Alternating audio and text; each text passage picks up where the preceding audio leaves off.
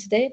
And today we have the honor to invite Vassilis Evangelidis come to us for this talk, Macedonia under the Romans.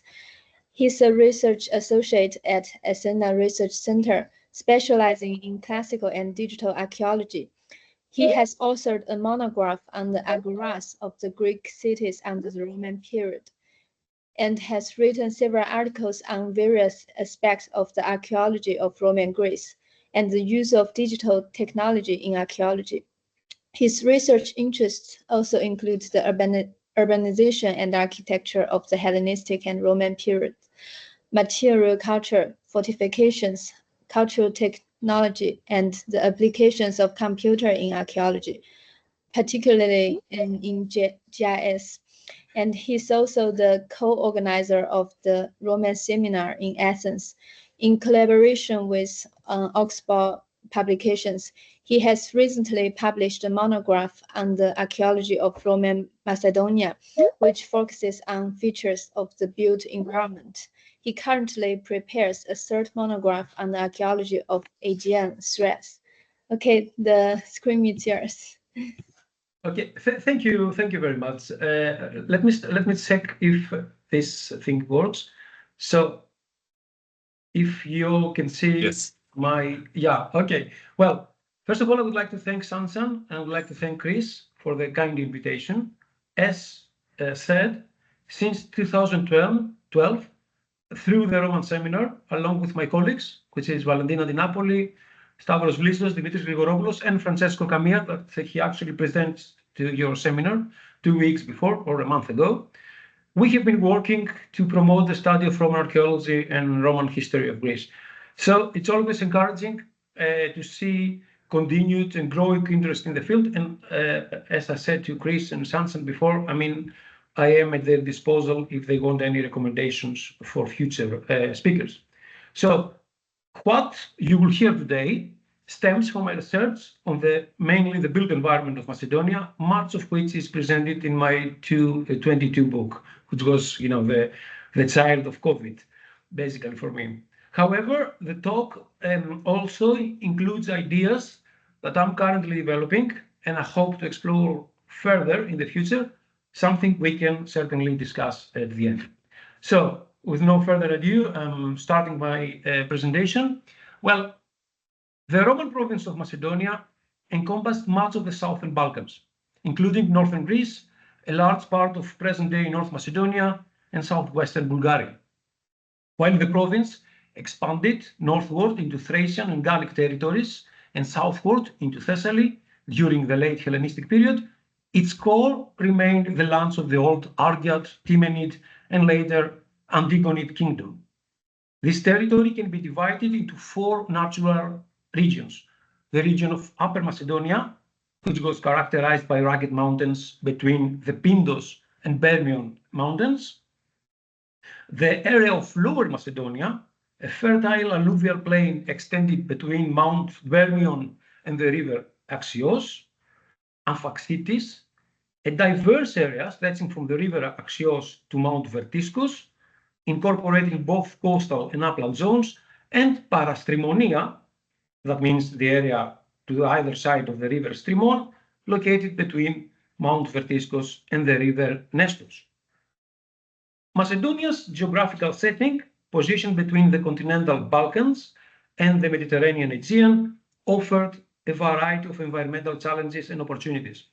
Its diverse topography ranged from high mountain peaks, such as Kaimakchalan or Mount Voras, which created natural barriers between north and south, to fertile plains and coastal areas with temperate to Mediterranean climate. While regions like Orestis, which is the area of modern Kastoria, and Lynkestis, which is the area of modern Florina, were largely mountainous, areas such as Votia or Votia, which is the area of modern Imathia, and Visaltia, which is the area of modern Ceres, consisted of extensive flatlands. I hope that, because I cannot see myself, I hope that you can hear me properly, okay?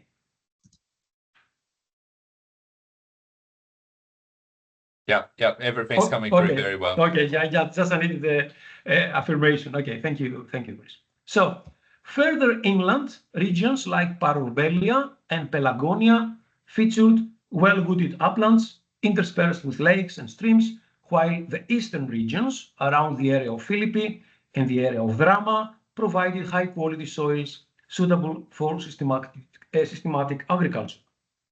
The region's major rivers, such as the river Axios, the river Strimon or Strimonas, the river Ludias, and of course the great river Haliakmon, along with their tributaries and large lakes like the lake Prespa, the lake Vegoritis or Vegoritida, and the lake Volvi, played a crucial role in sustaining agricultural productivity. These river systems, which drained north to south as part of the broader Danubian network, not only enriched the land with alluvial deposits, but also saved regional economies and facilitated communication and trade despite limited evidence of riverine commerce. Climatic reconstructions suggest that between the 100 BCE and the 200 CE, wetter and milder conditions further enhanced Macedonia's agricultural potential. However, Macedonia's diverse environment was not merely a passive backdrop for cultural development.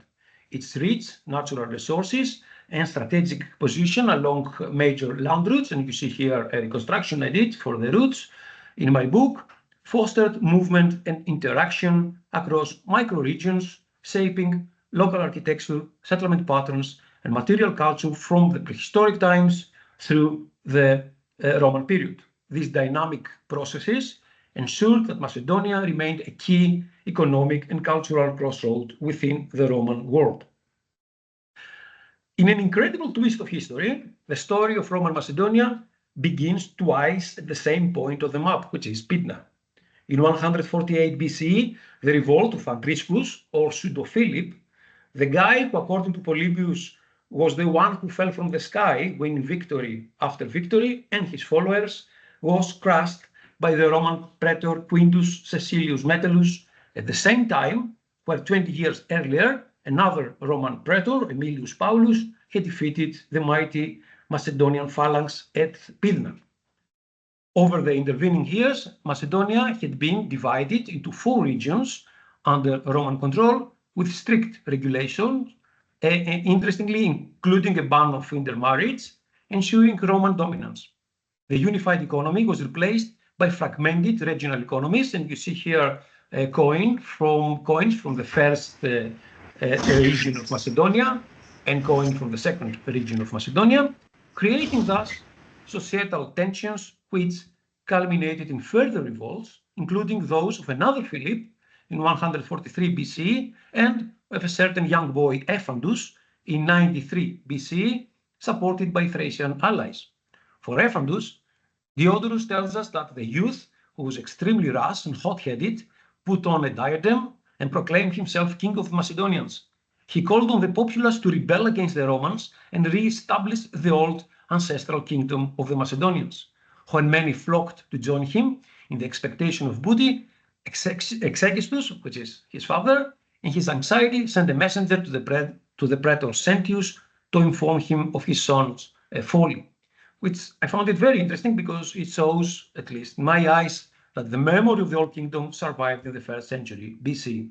Nevertheless, following Andriscus' defeat back in 148, direct Roman rule was imposed as Macedonia proved too unstable for nominal independence. During the late Hellenistic period, Macedonia was in constant conflict with Thracian and Celtic tribes. By the mid-1st century BCE, tribal coalitions had gained control over large territories in the borderlands. Roman governors, known for their aggressive policies, expanded the province to the Danube, leading to warfare, land distribution, and colonization. Latin-speaking Italiotes, people from Italy, acquired land and commercial rights. The transition from the late Hellenistic period to the imperial rule, that means roughly the period between 167 to 31 BCE, saw radical institutional change, elite displacement, and economic turmoil due to barbarian raids and the devastation of the Roman civil wars. Many urban centers, including the royal centers of Pella that you see here on your left, and Trier, you see on your right, were abandoned, while widespread land confiscations, veteran settlements, and tax burdens altered land ownership patterns. The establishment of Augustus' regime stabilized Macedonia, as everywhere else in the empire. With taxation now more organized, armies relocated to the Danube front, conscription ended, and economic conditions improved. The province, now smaller and better administered, briefly formed a joint administration with Moesia under Tiberius before being reinstated as a senatorial province under Claudius. From this point on, Macedonia became a provincia inermis, an unarmed province with little military significance until the period of the Severi, when it gained renewed strategic importance. For nearly 300 years, Macedonia remained largely autonomous under the authority of a Roman proconsul who oversaw civic matters but lacked the military power. Cities remained the primary administrative units responsible for tax collection, for local governance, and maintaining order.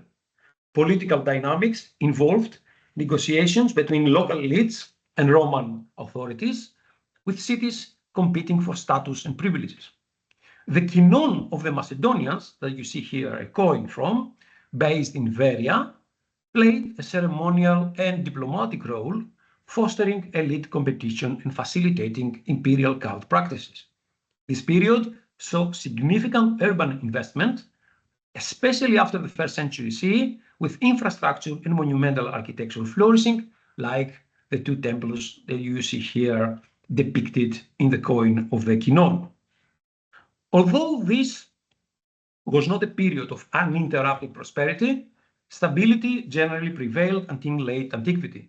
Crisis events such as the 3rd century turmoil, the Gothic Rage, and of course the Antonine Plague likely affected settlement patterns and economic activity. However, archaeological evidence suggests by the 4th and the 5th century CE, Macedonia experienced widespread rural prosperity.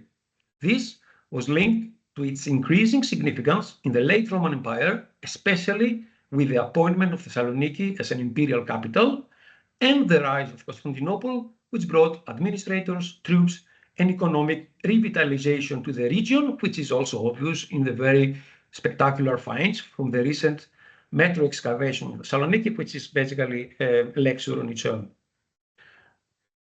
Now, one of the most intriguing aspects of Roman Macedonia history is, of course, its diverse human geography, reflecting a remarkable multiplicity of ethnic and cultural influences.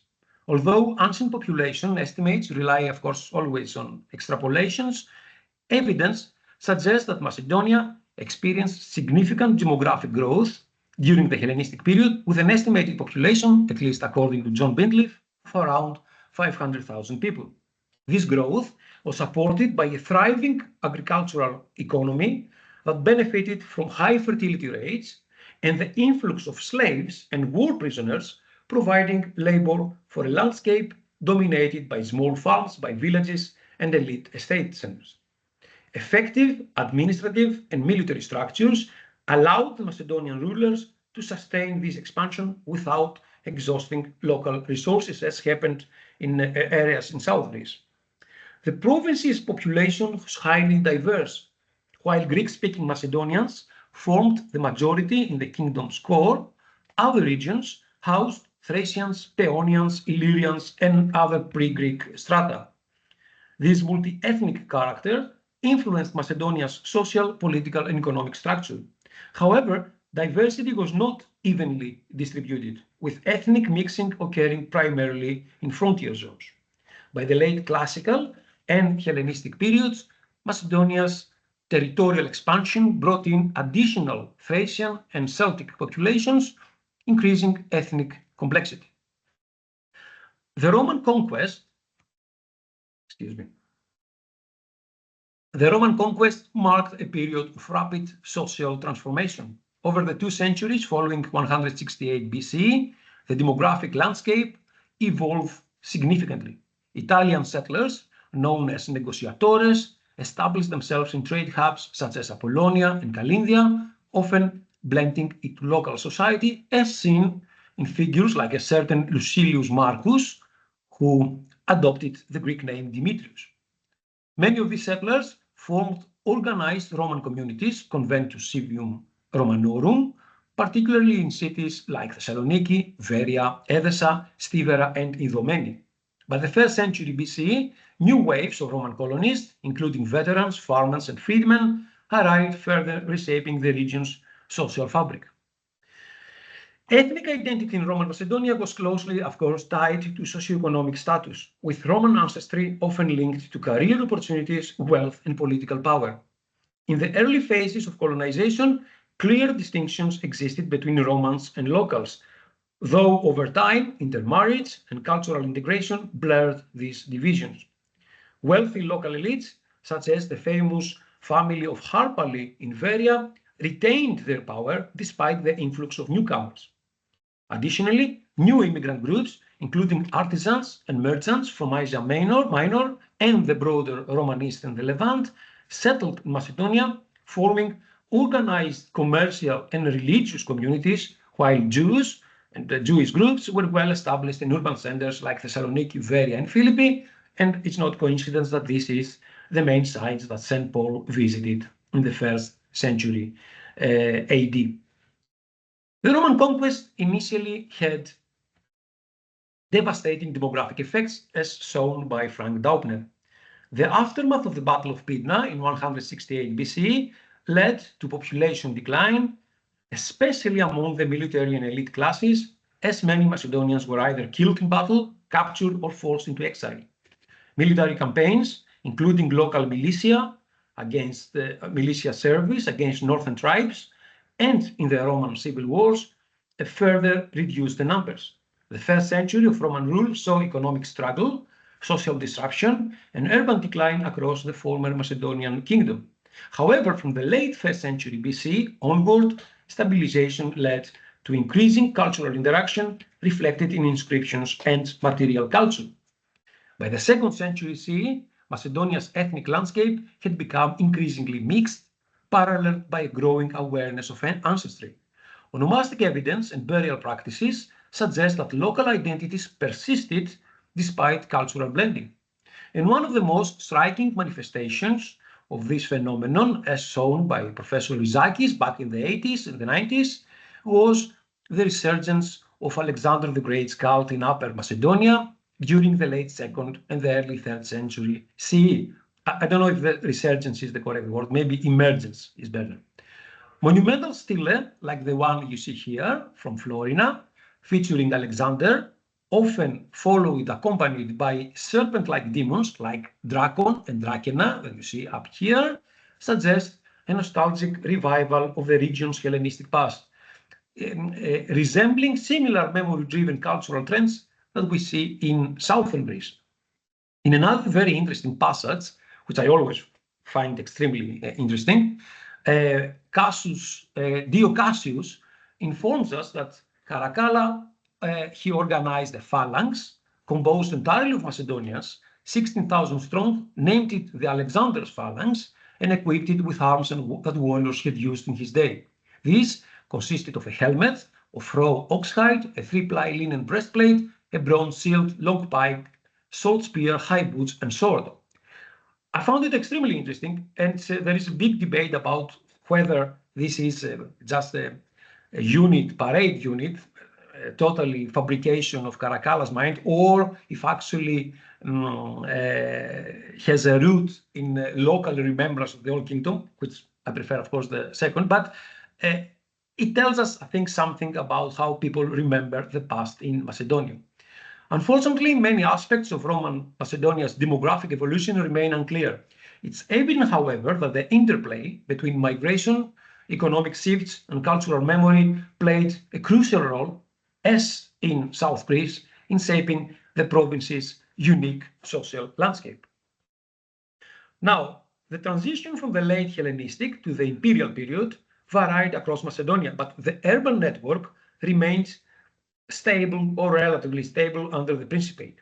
Major cities in the core region strengthened their positions, while smaller settlements, often grouped around larger urban centers in what we call symbolitia, union, as seen in the area of Pentapolis here and Tripolis of Eastern Macedonia.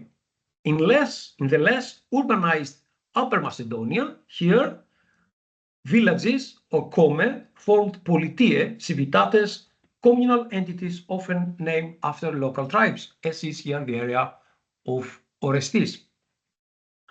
A key urbanization trend was the growing distinction between medium and large cities. Factors such as the proximity to Via Egnatia that you see here, the course, or coastal access played a crucial role in a city's prosperity. Territorial boundaries were fluid, and land expansion or loss could serve as a political tool affecting economic survival. Cities also competed fiercely for imperial favor, such as the famous rivalry between Thessaloniki and Veria for the prestigious Neokoros title linked to hosting the imperial cult. The historical or religious significance of a site also influenced urban survival. For example, Aphitis in Chalkidiki endured despite its proximity to Cassandria, the new supra-regional center, likely due to the sanctuary of Ammon Zeus that you see here in the picture, which attracted elite patronage. However, the reasons behind the decline of some cities remain unclear, as power relations were often more complex than a rigid urban hierarchy suggests. In the map here, with black dots and the black rectangles, you see cities, pre-Roman cities that failed in the Roman period. Beyond now the major urban centers, rural settlements, and by that I mean villages, hamlets, farms, and estates, played a vital role in Macedonia's economy. Though their architecture remains largely unknown, archaeological surveys and research, like the research that my friend Kostas Ketanis did on villas from Macedonia, have uncovered a dense rural settlement pattern, especially during the mid-2nd century CE. Settlements persisted for centuries, driven by agricultural productivity and access to resources. Denser settlement zones found near urban centers where small-scale mixed farming was common. Archaeological surveys around Veria, Efesa, Amphipolis, Stobi, and Thessaloniki reveal clusters of small farms and villages in peri-urban areas, while larger agricultural communities emerged along major transport routes. The territory of the Roman colony of Philippi, that you see here, provides a clear example, with middle to late Roman rural sites appearing every 3 to 10 kilometers along key roads.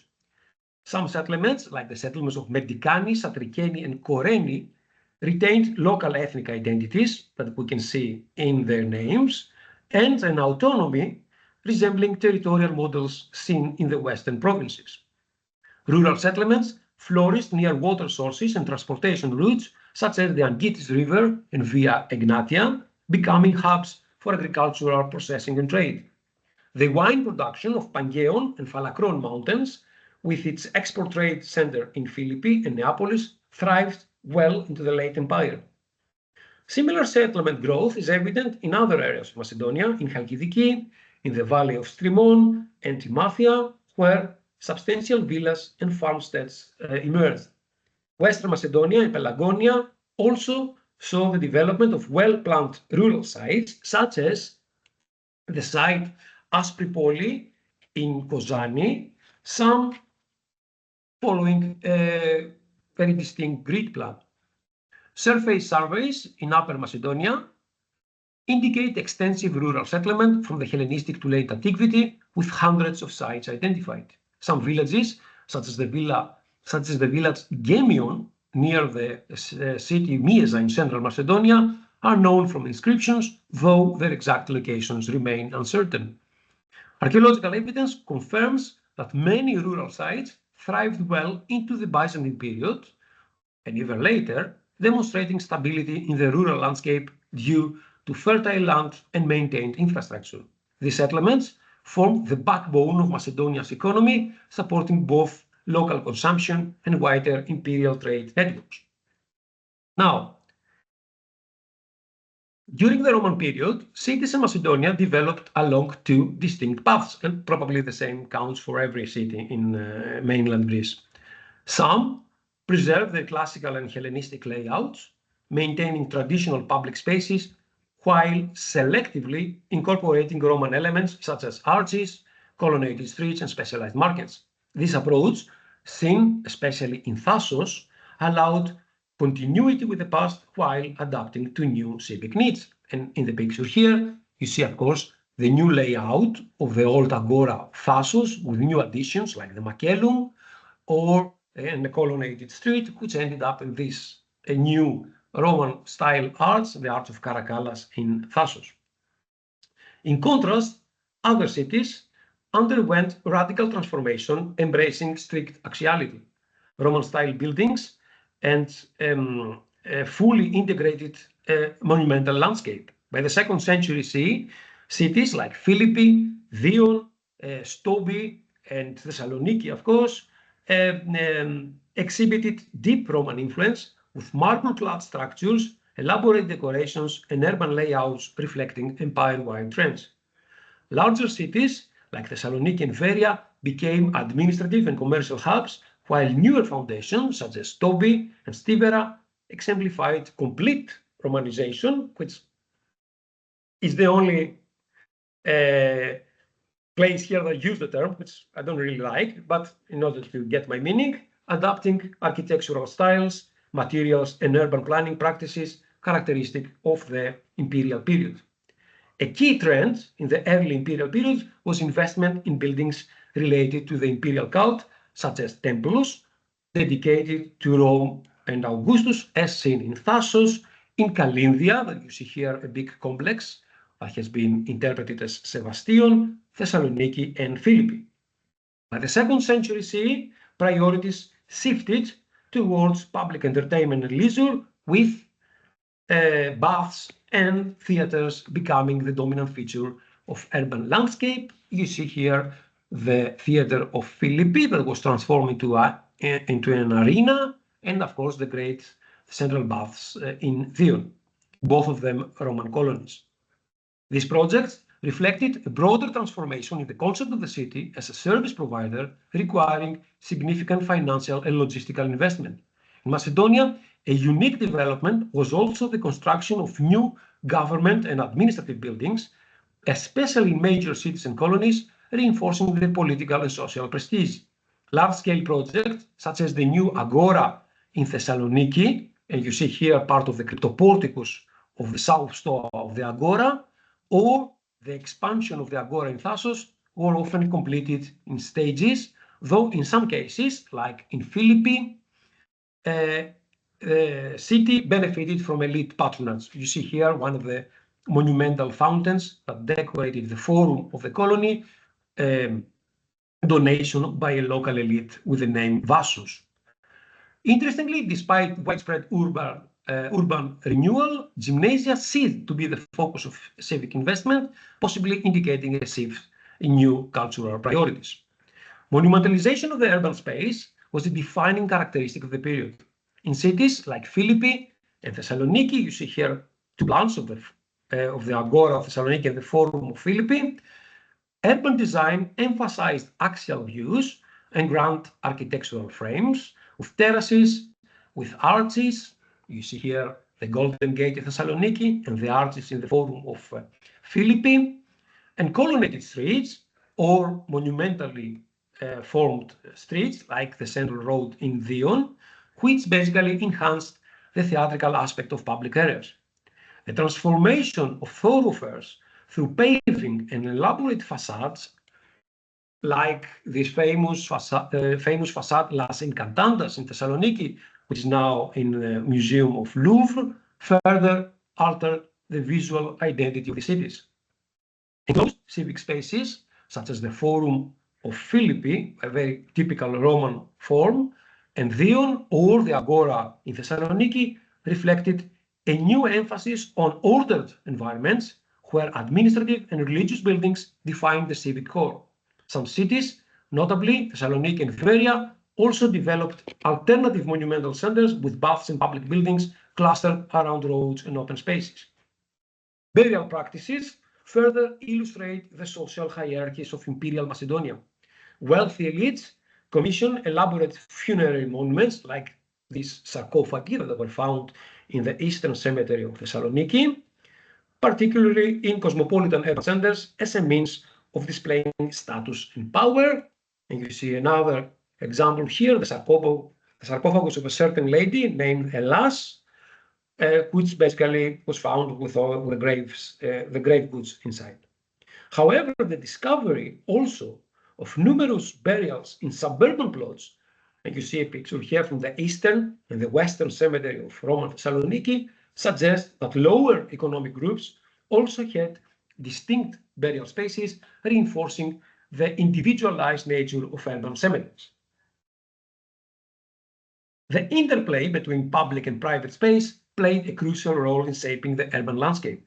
Forums, sanctuaries, and marketplaces served as arenas for civic life, while the prominence of elite residences, such as the enormous Villa Dionysus in Dion, and you see also other examples here from grand mansions in cities in Macedonia, or the recently discovered Villa Alexandros and Amindion, an enormous complex of 96 excavated rooms with 11 rooms adorned with mosaics and amazing finds, highlighted the increasing importance of private wealth within the urban fabric. Together, these elements created, I think, cohesive and highly visible urban environments, reinforcing the significance of cities as centers of administration, social interaction, and spectacle in Roman Macedonia. Now, the annexation, of course, of Macedonia into the Roman world led to an increased wealth in the countryside, reflected, and again you see here data that come from the research done by Kostas Ketanis, reflecting the construction of large rural villas that served as power centers for elite families. Studies on rural Macedonia suggest a landscape partially dominated by isolated high-status sites reflecting Roman-style land management. These villas, such as those in Stefanina, which is around here near Lake Volvi, and in Baltaneto in Nausa, were often designed to showcase the surrounding countryside and agricultural activities. For instance, this villa here had a veranda that was actually looking towards the extensive fields that surrounded the mansion. Smaller sites, like those in Aphitis or Liti, and you see here some examples, are thought to represent lower class farmhouses within a densely populated agropastoral landscape dependent on large landowners. The concentration of villas along major roads, such as Via Ignatia, suggests that their role in agricultural production and distribution. Many rural sites, particularly in central Macedonia, like this site here, in the area in Agros Valavani, in Mieza, remained economically significant well into the early Christian period, emphasizing the importance of fertile land and natural resources. By the late 1st century CE, communities began clustering around villas, likely working for estate owners. However, and this is something that I want to look further in the future, if I have, of course, the strength, the villa economy model, I think, does not fully capture the complexity of rural settlement patterns. While Roman annexation may have intensified land consolidation, large estates, especially in Macedonia, existed probably before the conquest. And you see here two examples, one from Grevena, which is quite remote area, and the other from the area of Pieria, where a large compound known as Tria Platania of the Hellenistic period was excavated. The focus, therefore, on excavating villas often overlooks storage and production facilities, leading to a skewed interpretation of land use. Recent surveys suggest diverse settlement patterns, challenging the idea of a deserted countryside that sometimes goes with the villa model. Villages have been more difficult to identify archaeologically, but evidence from sites like the one we saw before, Aspripoli in Kozani, you see here, and Polymilos in Western Macedonia indicates continued habitation into the imperial period. Textual sources also confirm that villages remained important residential areas. New research highlights continuity in the rural landscape, therefore from the Hellenistic period, questioning the impact of the supposed late Hellenistic crisis that I presented you before. Excavation of villas reveal continuous habitation alongside smaller rural properties. More modest sites, such as the site Melenikitsi and Mikrovassos, that you see here, show enduring rural lifestyles beyond elite estates. And this site here in Mikrovassos is a site that combined tumuli burials, round houses, houses made not in the classical Greco-Roman form, but also, as you see here, Roman material culture, which is very interesting. Cluster of houses, burial grounds, and artisanal activities across Macedonia suggest long-standing native settlements, some persisting into the early Christian or Byzantine period. These communities maintain distinct cultural identities, as seen in open-air sanctuaries, in tumuli, and local religious practices. Therefore, rather than a fully Romanized countryside dominated by villas, I see Macedonia's rural landscape as one that remains shaped by traditional spatial and occupational patterns that had evolved over centuries. Central places, including shrines, rural shrines, like the sanctuary of Enodia here in Kozani, and large cremation cemeteries of tumuli style, such as Gomati in Chalkidiki, here continue to serve as focal points for local communities, reinforcing native traditions beneath the Roman influence. And in order to go to my last section, the archaeology of Macedonia, therefore, in my eyes, reveals a diverse landscape with varying degrees of urban and rural development, distinct tradition and cultural practices, making broad generalizations difficult. Comparisons between Roman Macedonia and other eastern provinces, particularly Achaia, are complex. Two key questions arise. Did Macedonia follow a different developmental trajectory than the rest of the Aegean? And did its earlier annexation shape its urban and rural evolution differently? While architectural similarities, of course, exist between northern and southern Greece, nobody can deny that, Macedonia's position as a transitional zone led to a unique blend of styles. Pre-Roman architecture in the region featured distinct elements such as palatial complexes, like the one that was found in Pella or Aegean, large rural mansions, as we see before, peristyle agoras, like the agora of Pella, and monumental tombs, of course, the tombs in Lefkavia, in Aegean, and so on, that are evident in royal centers like Pella and Aegean. However, and beneath this, let's say, surface of monumentality, compared to southern Greek and coastal northern Aegean cities, Macedonia's urban landscape and urbanization patterns remains less understood.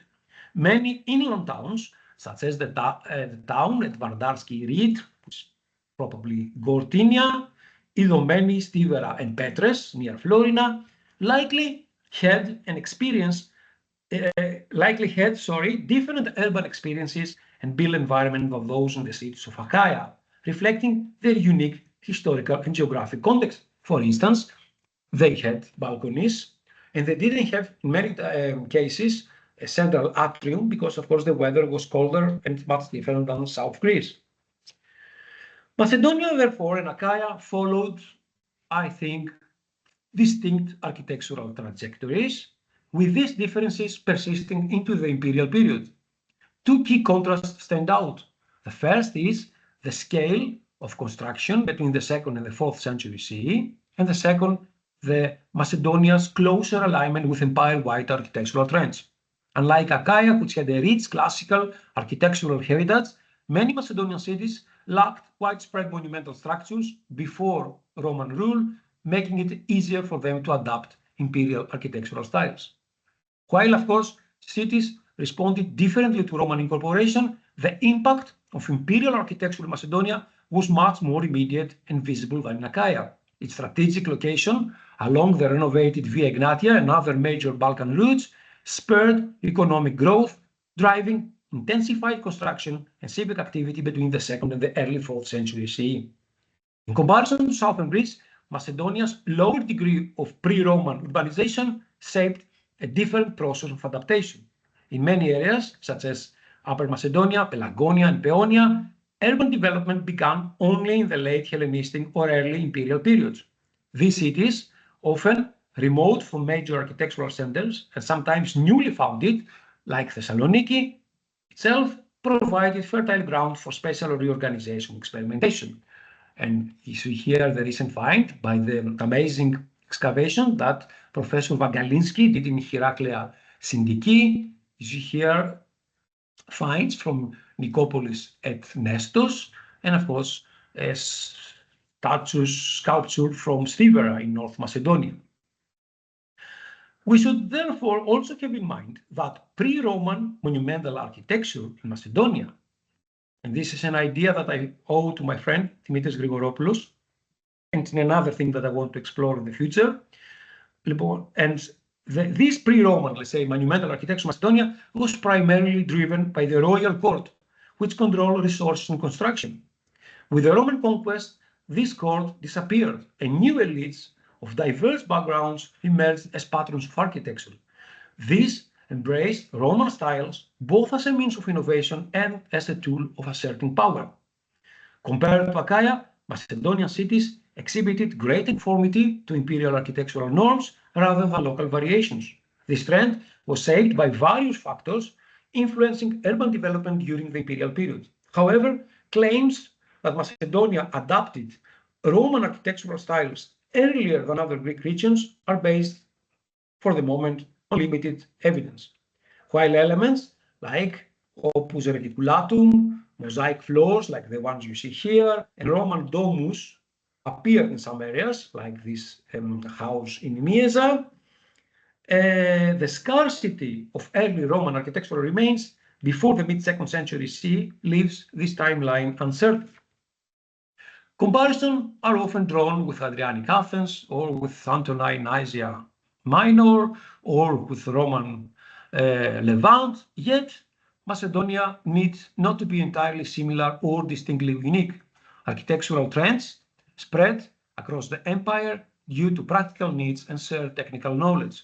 Still, local archaeological contexts reveal a spectrum of adaptation, showing how different communities responded to Roman rule in their own ways. Akin to other regions of the Mediterranean, Roman Macedonia during the imperial period displayed a remarkable range of local responses to the economic, political, and social transformation brought by the Principate. These responses resist, I think, simplistic binaries such as development versus stagnation or novelty versus tradition. Instead, what emerges from the archaeological record, or the way I see the archaeological record, is a broader and more nuanced trend, a deep integration of all regions of Macedonia, urban and rural alike, into the socio-cultural fabric of the Roman world. It's becoming evident that the overall image of Macedonia, and by extension, I think, of every province in the Roman world, is much more complex than what monodirectional interpretations, whether positive or negative, suggest. While the period did experience increased connectivity that facilitated the spread and adoption of new ideas, this process was neither uniform or uniformly applied. The crucial question, of course, is whether the region underwent significant change. The answer is, of course, affirmative, with the most striking signs of this transformation, and this is the most interesting for me, occurring in the periphery, particularly in previously underdeveloped areas. The Hellenistic period was a peak area for Macedonia, but the nature of the Macedonian king's authority and the court's involvement in development projects indicated a control system. Despite being infused with new ideas from the Hellenistic world, this system eventually reached the point of stagnation. It was the conditions of the Roman world, the overthrow of the old order, and Macedonia's placement within a new geopolitical framework that brought about significant development and the benefits of an increased connectivity. Thank you very much.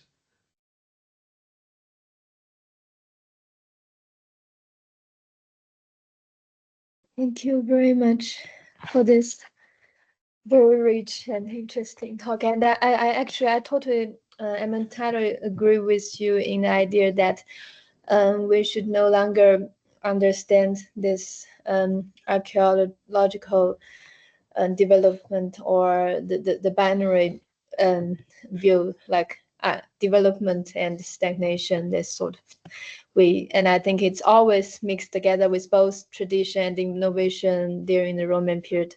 Yeah, and especially when we look at the imperial cult and the development or the transformation of the material evidence. Yes, so if you have any questions, you could either raise your hand or you could also put in the chat.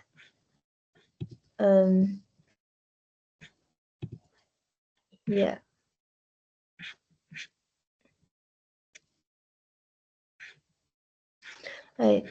Okay, Chris, maybe you can just unmute yourself. Yeah. Thank you very much for this really excellent paper. Thank you, Chris.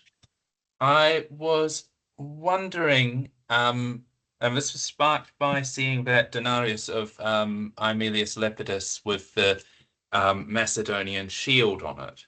So one of the challenges seems to be for a Macedonian identity in this period seems to be going from one that's focused on the monarch and driven by these monarchs to anything else.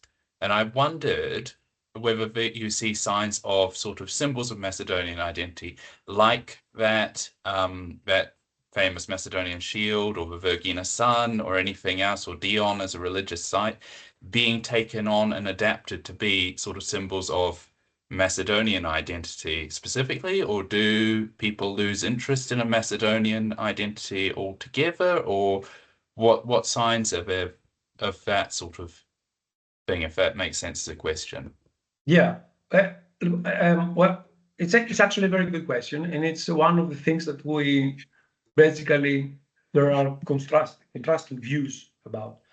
In my opinion, and actually there are people better equipped to answer that, like Sofia Zumbaki, that, in my opinion, is that the identity of pre-Roman Macedonia was closely bound together with the monarchy.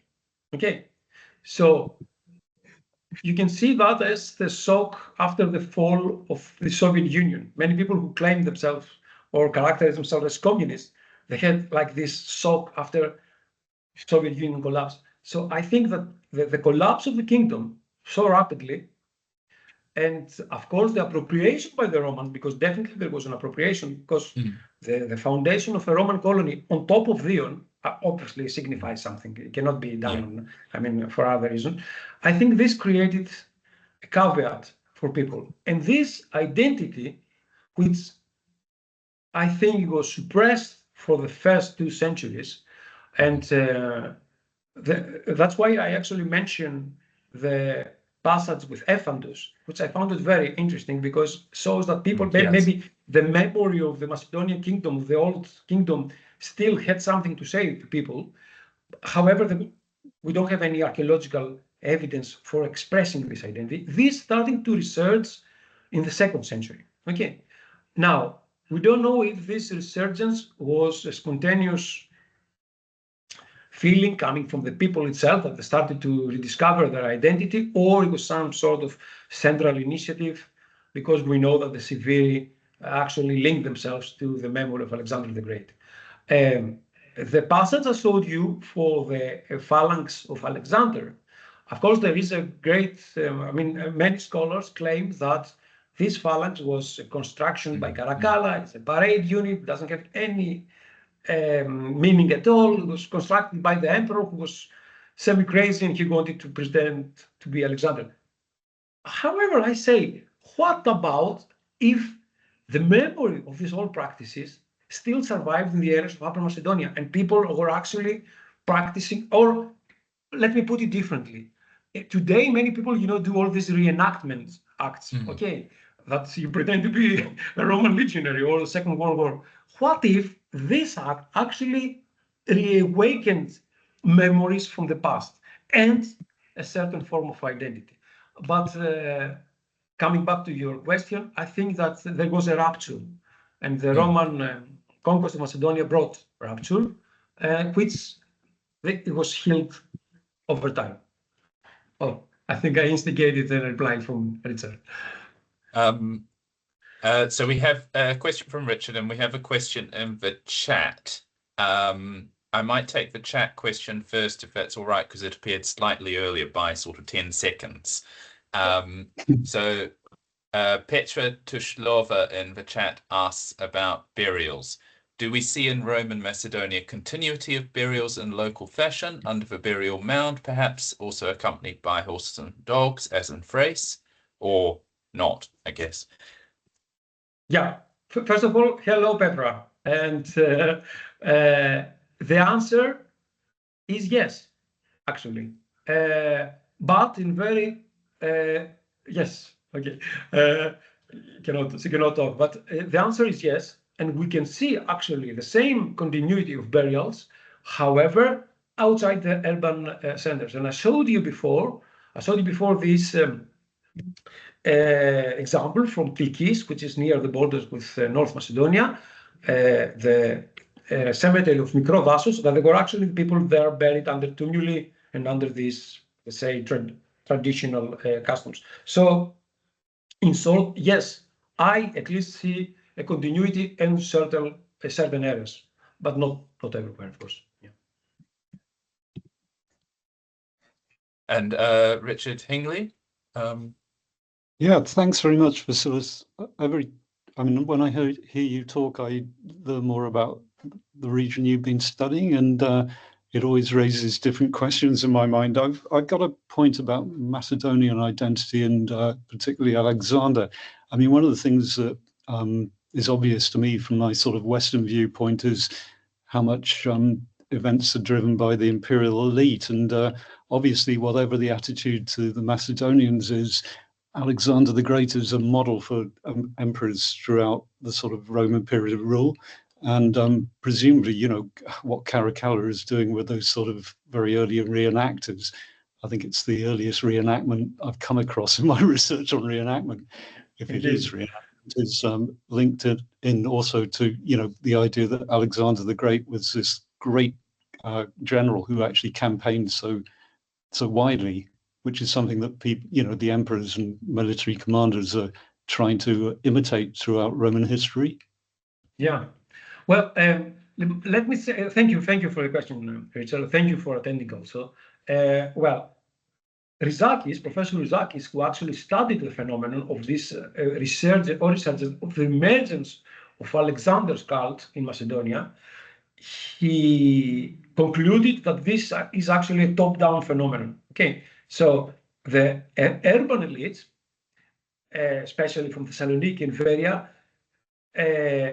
re-emerged this kind of cult, which I hope I'm not mistaken, but I don't think we have solid evidence that was pre-existed the Roman period. I don't think in the Hellenistic period the Macedonians actually worshipped Alexander or any other of the kings, but the urban elites, let's say, fabricated this thing because it was fashionable at the time of Seville. Okay, which I completely agree. Actually, in the middle of Thessaloniki, in the Agora of Thessaloniki, it was discovered a monument that was dedicated to the family of Alexander the Great. And from that monument, we have the only actually pedestal that mentions the name of Thessaloniki, the sister of Alexander the Great. And it was a monument dedicated to the Argiads, which is like late 2nd century, I think, CE. So he believes that this was an urban initiative that somehow was dispersed in the rural population, and we have a manifestation in these remote areas in Upper Macedonia. Okay, and the stele I showed you with Alexander the Great comes from Florina, which is in the northwestern part of Greece, near the borders with Albania and North Macedonia. And even back then, it was a relatively remote place. And we also have information that this phalanx, these 16,000 men that were reenacted phalanx, they were coming from the same area. Okay, so I agree that it's a top-down phenomenon, completely aligned with the interest of the elites and even the imperial circle of, bringing back the glory of Alexander. And we know Caracalla actually was doing imitatio Alexandri.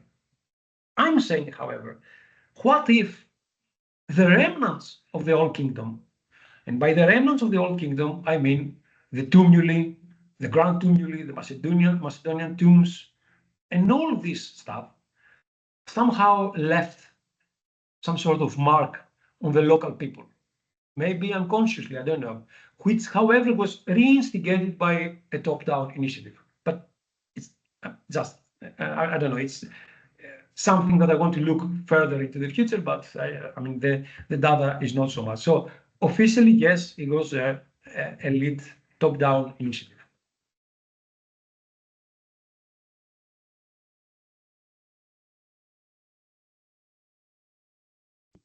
I see. Sophia has with Sophia, could you unmute yourself?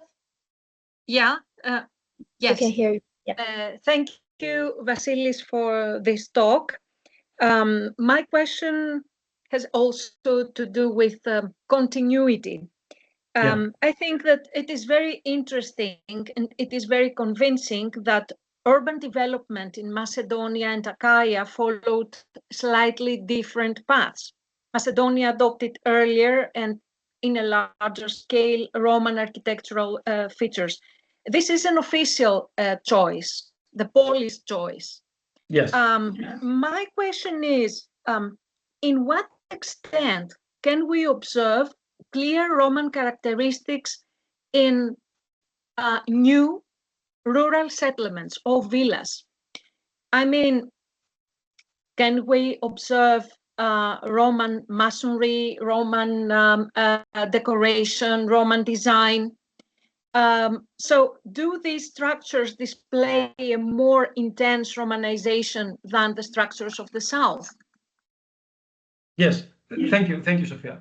Well, it's a complicated problem. Okay, there are actually hints, I mean archaeological hints, that Roman structural or structural features coming from the West appear earlier in Macedonia. Okay, and I have showed you the Valavani Field villa that incorporated a dome, I mean, a Roman-style atrium very early. Okay. Also, there are mosaic floors that show influence from West and the rest.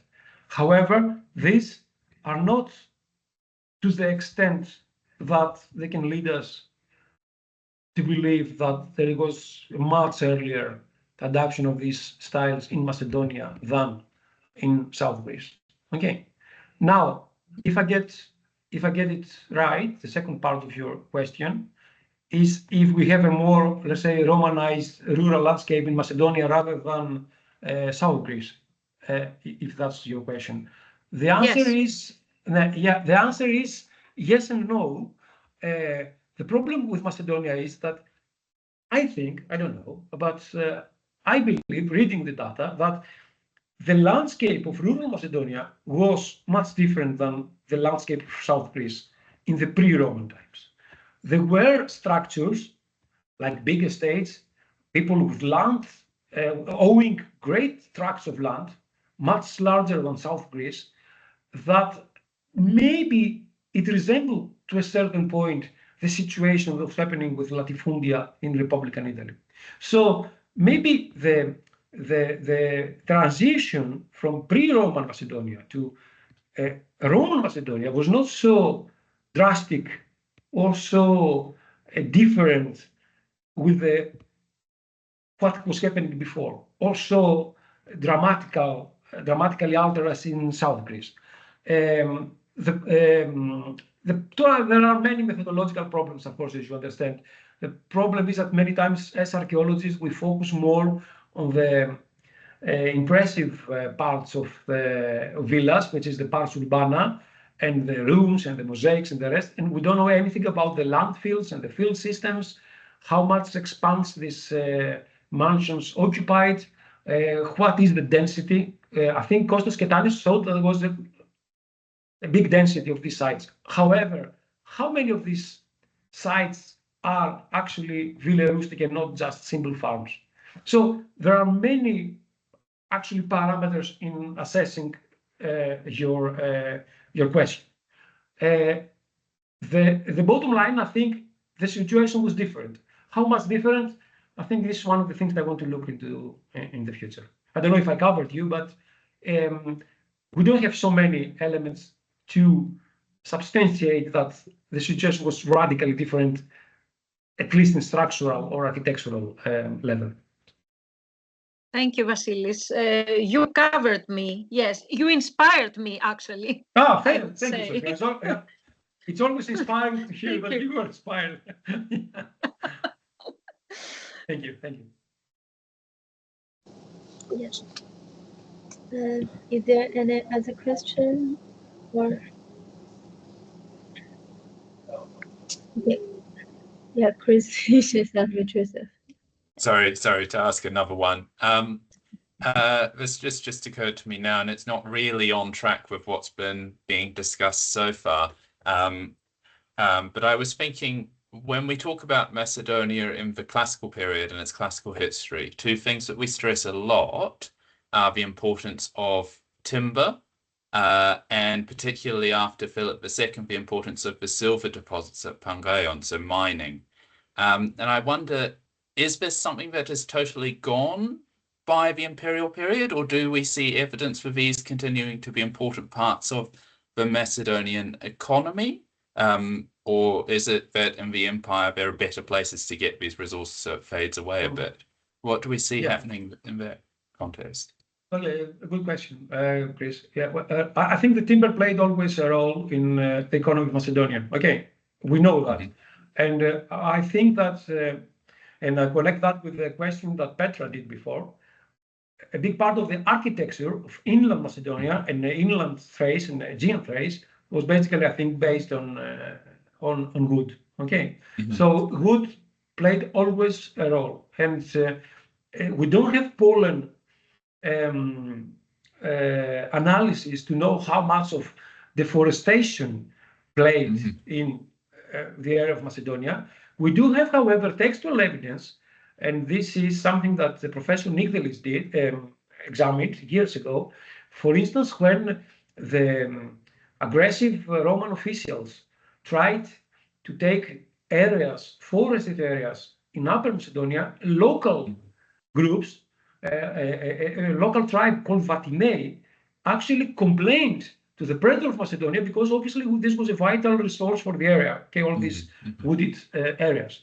Okay, so I think wood played a role. Now, about the silver and the gold from Mount Pangaion, to tell you the truth, I don't know. Macedonia was always had great metalliferous areas, northwest Halkidiki, which, in my personal opinion, was much more important than the gold from Pangaion, because we know that these areas continued to produce iron until recently. Okay, and so this never stopped. We have from the Theodosian Codex also, if I'm not mistaken, some sort of regulating the minerals. So I think this always played a role in the local economy. Specifically about the Pangaion, I cannot answer you. I don't know, but I don't know when it was exhausted or if it was exhausted. But generally, metals, especially from Eastern Macedonia and from Halkidiki, played a great role in local economy, and that's why probably it's not a coincidence that a fabrica, late Roman fabrica, that means a factory that was creating arms and swords and shields and so on, was probably founded in Thessaloniki because they could exploit it, take advantage of all these metals that were in the area. About Pangaion, however, I'm not sure what was happening. But that's fascinating. And that last bit suggests also that beyond the local economy, we can think of this as part of the imperial economy as well. Yeah. Yes. So would we imagine, say, thinking about the wood, Macedonian wood being exported to Italy or being used for building ships in the Roman period and things like that? Or is it much more about what sort of local Macedonian uses? But in the empire, of course, they had different sources. I mean, they had a greater variety of sources. But I think that from this global, let's say, perspective, the Macedonian wood always played a role in mainland Greece. And well, I think that, we know extravagances like bringing cedar from wood from the Lebanon mountains or whatever in Athens. But I think that most of the wood was coming from Macedonian trades, at least for the islands and mainland Greece. Not, I don't know if it was exported in Italy, but locally, I think it had played still a very dominant role. Yeah. Excellent. Thank you very much for that. Do we have any further questions, or have all doubts and mysteries been resolved? It seems that we're at all doubts and mysteries have been resolved. So we should thank you again for this excellent paper and for for enlightening us on Macedonia. Thank you very much. Thank you. Thank you very much for the invitation. Thank you. It's been a great honor. Our next session, I should say quickly, will be on the 26th of June, and it will feature Johannes Fouquet, Georgios Dulfis, and Evdoxia Papucci Vwadika, speaking on new excavations that they've been doing at Phalpusa in Arcadia in the Roman period. And so we look forward to seeing many of you virtually there for that as well. I repeat, if people are interested in participating in next year's sessions, we're very keen to hear from you. So thank you again, Vassilis, and thank you to everybody for attending. Have an excellent rest of your day. Thank you. Thank you all. Thank you.